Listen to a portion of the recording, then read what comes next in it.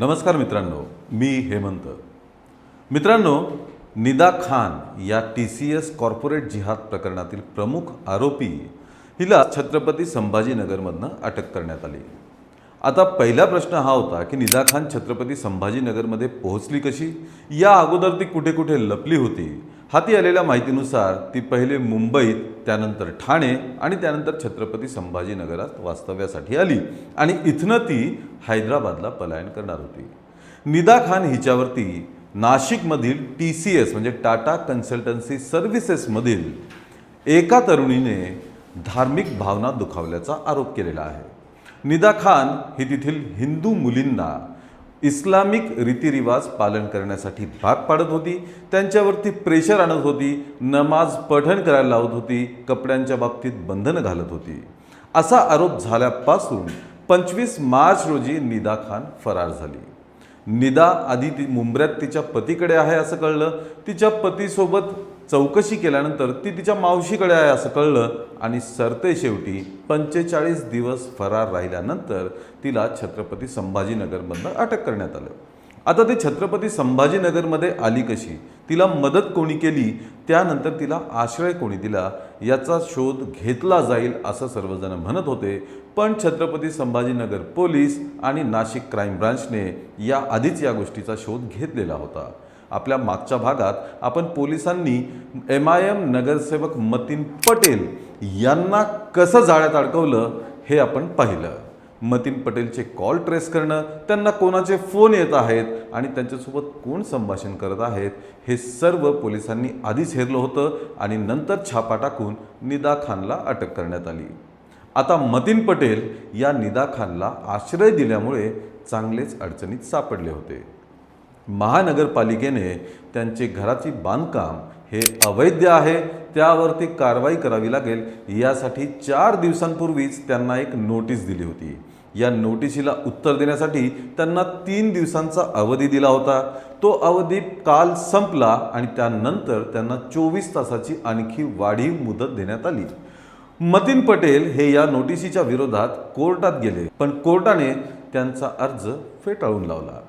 फेटाळल्यानंतर त्यांना 24 तासाची मुदत देण्यात आली.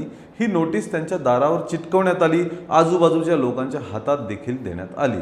पण आता आपलं घर वाचणार नाही हे लक्षात आल्यानंतर मतीन पटेल यांनी अचानकपणे गांधीगिरी सुरू केली. या प्रकरणामध्ये काल रात्री 12च्या सुमारास येथील माजी खासदार इम्तियाज जलील, जे MIMचे महाराष्ट्र प्रदेशाध्यक्ष सुद्धा आहेत, ते काल त्या भागात गेले. नारेगावातील कैसर पार्क या भागात निदा खानला मतीन पटेलांनी आपल्या घरात आश्रय दिला होता. आता हे घर मतीन पटेलचं आहे का याबाबत सुद्धा वेगवेगळी चर्चा आहे.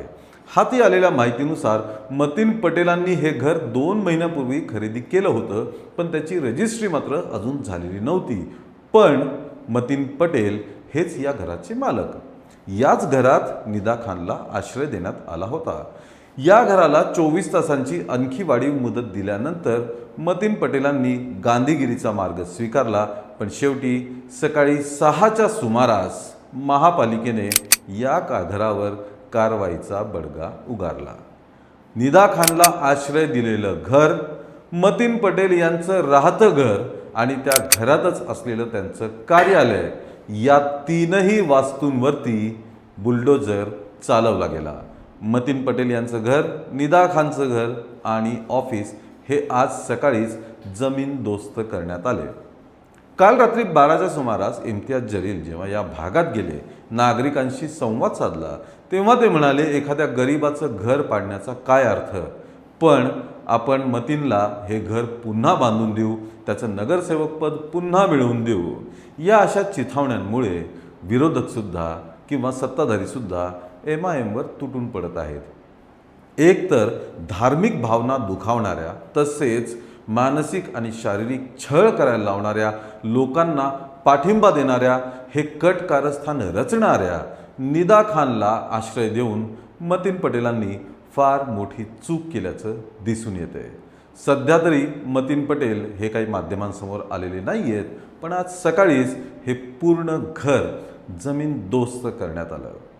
छत्रपती संभाजीनगरच्या महानगरपालिकेने अतिशय कडक कारवाई केलेली आहे आणि आता राजकीय आरोप प्रत्यारोप सुरू झालेले आहेत। संभाजीनगरचे पालकमंत्री संजय शिरसाट हे तर पूर्वीपासूनच इम्तियाज जलील यांच्यावरती मोठमोठे आरोप करत आहेत। त्यांची निदा खानला साथ होती। निदा खानला आश्रय देण्यात मतीन पटेल जितके जबाबदार आहेत तितकेच इम्तियाज जलील सुद्धा जबाबदार आहेत असं संजय शिरसाट यांचं म्हणणं आहे। नितेश राणेंनी सुद्धा यावर मोठी प्रतिक्रिया दिलेली आहे। मित्रांनो, आपल्याला या प्रकरणाबद्दल काय वाटतं, तुमचं काय मत आहे हे आम्हाला कमेंटमध्ये नक्की कळवा। या व्हिडिओला लाईक आणि शेअर करा आणि आमच्या धक्काबुक्की या चॅनलला ताबडतोब सबस्क्राईब करा। धन्यवाद।